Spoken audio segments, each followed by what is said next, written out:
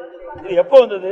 1976 வந்தது. அப்போதான் காங்கிரஸ் ஆட்சி எம்என்சி தான் இன்றைக்கு மாநில பட்டியலில் மத்திய பொதுப்பட்டியலுக்கு மாற்றினாங்க. இன்ன வரைக்கும் என்ன பண்ணீங்க? 16 ஆண்டு காலம் மத்தியில் ஆட்சி அதிகாரம். சிந்திச்சு பாருங்க. 5 ஆண்டு காலம் பாரதிய ஜனதாவில் திராவிட முன்னேற்ற கழகம் ஆட்சியில் பங்கு பெற்று ஆட்சி அதிகாரத்தில். காங்கிரஸோட 5 வருஷம் ஆட்சி. மறைந்த விபி சிங் மத்திய பிரதமராக இருக்கும்போது அந்த அமைச்சரை இடம்பெற்றாங்க. ஐக்கிய குஜராத் அந்த அமைச்சரை இடம்பெற்றாங்க.